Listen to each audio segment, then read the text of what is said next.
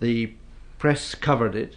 I remember, and to this day, Brigadier Hughes, who was then the Chief Medical Officer of the 8th Corps, which actually liberated the camp. 8th Corps was on our right at the time, as we advanced across Germany towards the Baltic Sea.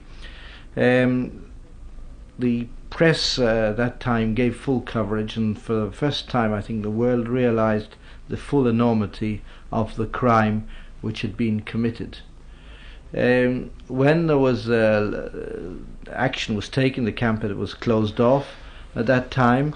But I remember a friend of mine, Lieutenant Sington, who was now with the BBC. He was among the very first to enter with a psychological warfare unit in order to take control of that camp, incidentally.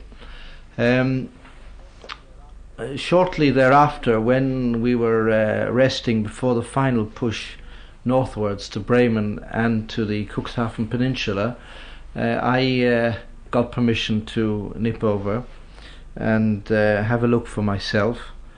I thought I might find, I too had relations who had been deported from France, and well, it's very, very difficult to describe the whole atmosphere there at the time. Of course, a lot had been cleaned up by the time I arrived, but the mass graves, the human skeletons, the incredible smell which hung around that place for a long, long time thereafter, the smell of death which hung all over the place.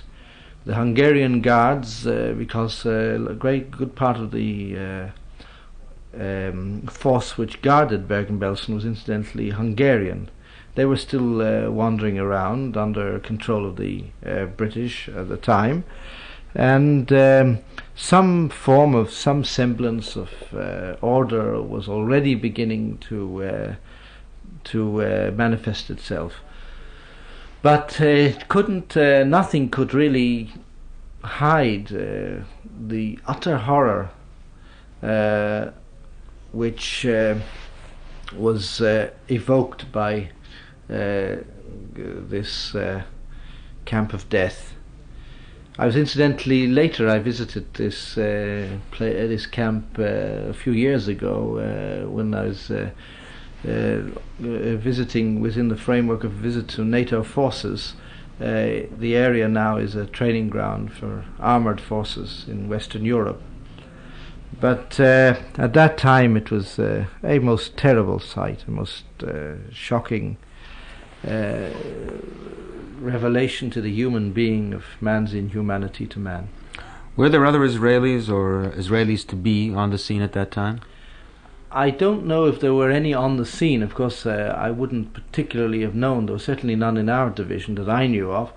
But in the fighting on the Rhine, Major Ben Dunkelman, as he was then, the Canadian Army fighting in the Reichswald and the Hochwald, he won the Distinguished Service Order, the DSO, in his fighting, and as you know, he later commanded the 7th Brigade in Sahel in the conquest of Galilee in the War of Liberation. And later also, I remember in the fighting for Bremen, Dr. Isaiah Morris was in the 3rd British Division at that time, won the Military Cross, the MC, just north of the area of Bergen-Belsen. He later was killed in when serving in the Golani Brigade in the fighting in the Galilee in our War of Independence. They were the only two that I can at the moment remember. There may have been a few more. Later, of course, when the Jewish Brigade came up into the Low Countries, a detachment of the Jewish Brigade was in Bergen-Belsen, and I used to meet them there at the time. Thank you very much, Aluf Herzog.